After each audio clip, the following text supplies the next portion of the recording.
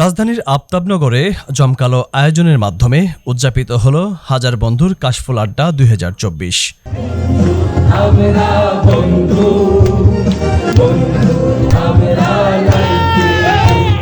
গতকাল শুক্রবার রাজধানীর আফতাবনগরে আমরা বন্ধু 92-94 এর উদ্যোগে জমকালো আয়োজনের মাধ্যমে উদযাপিত হলো হাজার বন্ধুর কাশফুল আড্ডা 2024। আর এখানে আসা মানে আমরা প্রাণবন্ত, আমরা সব ভুলে যাই।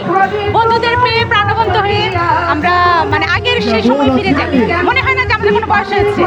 আজ প্রোগ্রামে আসতে পারে আমাকে খুব আনন্দিত লাগছে, খুব ভালো লাগছে।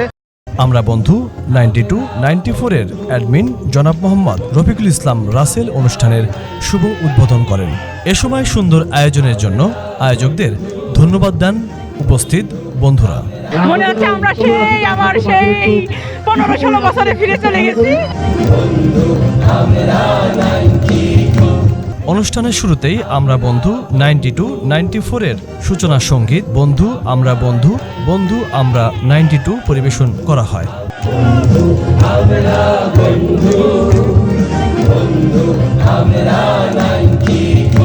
রাসেল, তুমি এত সুন্দর একটা প্রোগ্রামের আয়োজন করেছো, একেবারে মুগ্ধ হয়ে গেছি। খুবই ভালো লাগছে, এই প্রথম আসছি। সবাইকে অনেক অনেক ধন্যবাদ। গীতিকার, সুরকার ও সঙ্গীত পরিচালক সৈয়দ আজাদ রহমানের কথা ও সুরে গানটি পরিবেশন করা হয়। এতে প্রায় 2 শতাধিক বন্ধু অংশগ্রহণ করেন।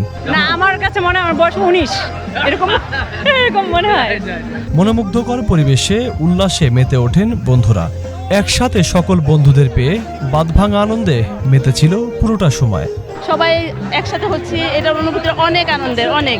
এই বয়সে সকল বন্ধুদের সাথে একখানি নিয়ে হাসি ঠাট্টা তামাশা করতে পারতে, যে এটা সবচেয়ে প্রাধান্য, সবচেয়ে বড় পাওয়া। এমন একটি আয়োজন উপহার দেওয়ার জন্য অ্যাডমিন প্যানেলের বন্ধুদের অভিনন্দন ও ধন্যবাদ জানান বাকি বন্ধুরা।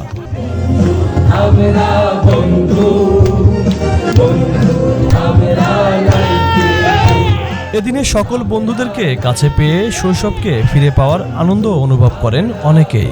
পুরোটা সময় জুড়ে ছিল মনোমুগ্ধকর পরিবেশ, সাংস্কৃতিক অনুষ্ঠান, সঙ্গীত, নৃত্য, কবিতা আবৃত্তি ও র্যাফেল ড্রয়ের মাধ্যমে অনুষ্ঠানের সমাপ্তি ঘটে। আজকে যে কাশফুল আড্ডা আসছি, এত সুন্দর লাগছে আমার বন্ধু মহল্লা।